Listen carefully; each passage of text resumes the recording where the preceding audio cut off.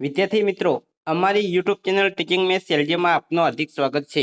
મિત્રો, આજે ધોરણ 10માં વિષય ગુજરાતી કાવ્ય 1 વૈષ્ણવજન જે આપેલું છે તેમાં જે સ્વાધ્યાય આપેલ છે તે સ્વાધ્યાયનું સંપૂર્ણ સોલ્યુશન કરીશું.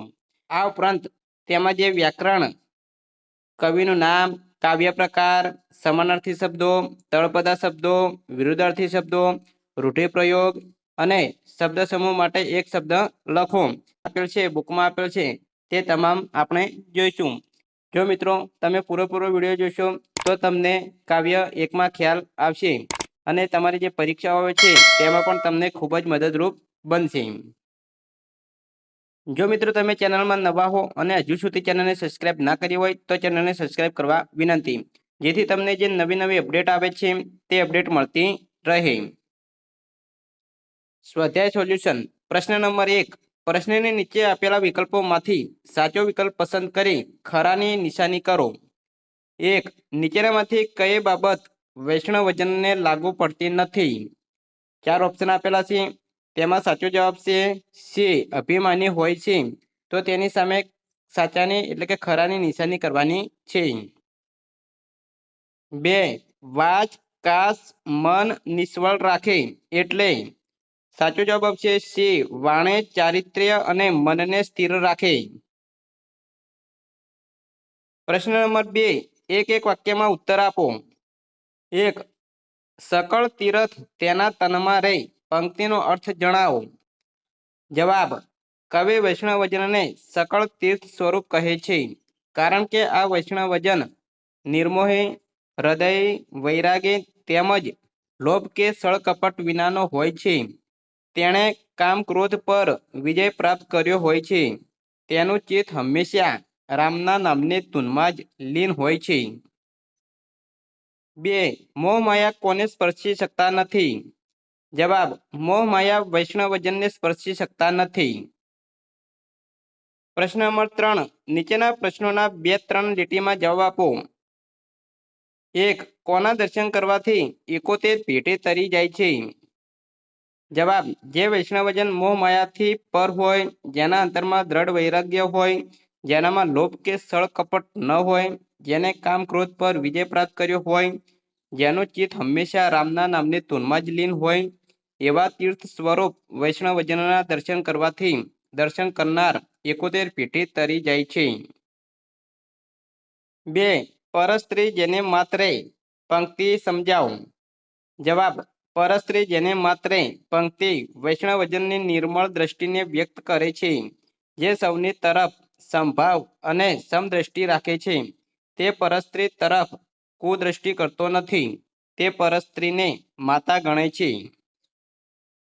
પ્રશ્ન નંબર 4. નીચેના પ્રશ્નોના 7-8 લીટીમાં જવાબ આપો. 1. નરસિંહ મહેતા વૈષ્ણવજનના કયા કયા લક્ષણો જણાવે છે? તમારા શબ્દોમાં વર્ણવો. જવાબ: વૈષ્ણવજનનો એક સામાન્ય અર્થ છે વિષ્ણુ ભગવાનની નિત્ય ઉપાસના કરનાર, વિષ્ણુ ભક્ત. નરસિંહ મહેતાએ આ સામાન્ય સમજ ઉપરાંત વૈષ્ણવજનના અન્ય વિશેષ લક્ષણો દર્શાવીને વૈષ્ણવજન શબ્દના અર્થને વિશાળ જીવન સંદર્ભ સાથે પદ દ્વારા નવો અર્થ આપ્યો. નરસિંહ મહેતાની દ્રષ્ટિએ નીચેના લક્ષણો ધરાવનાર માનવી સાચા અર્થમાં વૈષ્ણવજન જ છે. સાચો વૈષ્ણવજન પરાઈ પીડાને આત્મસાત કરી ભલાઈ દ્વારા એ પીડાને સહેજ પણ અભિમાન લાવ્યા વિના પવિત્ર ભાવથી દૂર કરવા પ્રયત્નશીલ રહે છે. તે નમ્ર હોય છે, સૌને વંદન કરે છે, સૌનો આદર પામે છે, કોઈ નિંદા કરે તો ડરતો નથી, પણ પોતે કોઈની નિંદા કરતો નથી. મન, વચન તેમજ કર્મમાં કશો વિરોધાભાસ હોતો નથી. એ જ એનું સાચું ચારિત્ર છે. કવિ આવા વૈષ્ણવજનની માતાના જીવનને ધન્ય માને છે. એ વૈષ્ણવજન સાચો છે જે સમાન દ્રષ્ટિથી સૌને જુએ છે. એને મન કોઈ મોટો નથી, કોઈ નાનો નથી.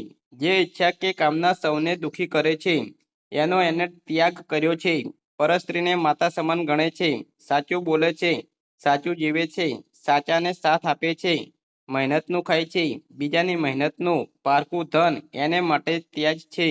એને હાથમાં અડાડતો નથી, એને મોહમાયા સ્પર્શતા નથી, એથી એ પર હોય છે. એનું જીવન જલકમલવત હોય છે, અંતરમાં દ્રઢ વૈરાગ્ય હોય છે, ચિતરામ નામની ધૂનમાં તન્મય હોય છે, નિર્લોપી, નિષ્કટી અને નિર્મળ હોય છે, કામ ક્રોધ ઉપર એનો કાબુ હોય છે. પ્રશ્ન 5, નીચેની કાવ્ય પંક્તિ સમજાવો. વૈષ્ણવજન તો તેને કહીએ જે પીડ પરાય જાણે રે, પર દુખે ઉપકાર કરજે તોય મન અભિમાન ન આણે રે. જવાબ. પ્રસ્તુત પંક્તિમાં વૈષ્ણવજનનો મહિમા કરે છે. જે માત્ર વિષ્ણુની ભક્તિ કરી તેનું ચિંતન કરે છે તે જ વૈષ્ણવજન નથી. પોતાના દુઃખોના ગાણા ગાનાર તે પ્રભુ આગળ એ અંગેની ફરિયાદ કરનાર તો ઘણા છે, પણ જે વ્યક્તિનું હૃદય બીજાના દુઃખ જોઈને પીડા પામે છે ને જે એ દુઃખો દૂર કરવામાં પોતાની જાત સમર્પિત કરે છે એ જ સાચો વૈષ્ણવજન છે. એ વ્યક્તિ બીજાના દુઃખો દૂર કરી કશુંક કર્યાનો ઉપકારનો ભાવ મનમાં પ્રગટ થવા દેતો નથી, અભિમાન કરતો નથી. વિદ્યાર્થી મિત્રો, એ સ્વાધ્યાયનું સંપૂર્ણ સોલ્યુશન પૂરું થાય છે. આગળ આપણે વ્યાકરણ જોઈશું. વ્યાકરણ પણ અહીં પરીક્ષામાં અવારનવાર પૂછાતું હોય છે, તે આપણે જોઈશું. કાવ્ય 1 વૈષ્ણવજન. કવિ નરસિંહ મહેતા. કાવ્ય પ્રકાર પદ. પરીક્ષામાં પ્રશ્ન પૂછાતા હોય છે કે કાવ્ય 1 વૈષ્ણવજન ના કવિ કોણ છે, કાવ્યનો પ્રકાર જણાવો. આ રીતે પ્રશ્ન પૂછાતા હોય છે. હવે શબ્દ સમજૂતી અથવા સમાનાર્થી શબ્દો. જન તો માણસ, વ્યક્તિ. સકળ તો બધું, સઘળું. પીડ તો પીડા, દુઃખ. પરાયું તો બીજાનું, પારકું. તૃણા તો લાલસા, ઈચ્છા. જનની તો જન્મ આપનારી માતા, જનેતા. જીહ્વા જીભ, વાણી. તન શરીર, દેહ. વણલોપી લોપ વિનાનું. તળપદા શબ્દો. આણે તો લાવે. વાચ તો વાણી. કાશ તો કાયા અહીં ચારિત્ર. ધન તો ધન્ય ભાગ્યશાળી. નવ તો ના નહીં. ભણે તો કહે બોલે. ચાલે તો પકડે લે. મકીની તો કોઈની. વિરુદ્ધાર્થી શબ્દો. ઉપકાર તો અપકાર. અસત્ય તો સત્ય. વણલોભી તો લોભી. અભિમાની તો નિર્ભિમાની. રૂઢિપ્રયોગ. તાળે લાગવી તો એકતાન થવું.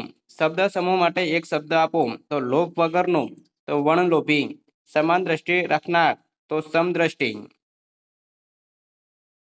વિદ્યાર્થી મિત્રો, અહીં સ્વાધ્યાય તથા જે વ્યાકરણના પ્રશ્નો હતા તે તમામનું સોલ્યુશન પૂરું થાય છે.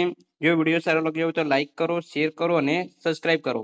તથા ધોરણ 10ના બીજા વિષયના સ્વાધ્યાયના સોલ્યુશન પણ ચેનલમાં મૂકેલા છે, તે તમે જોઈ શકો છો. Thank you.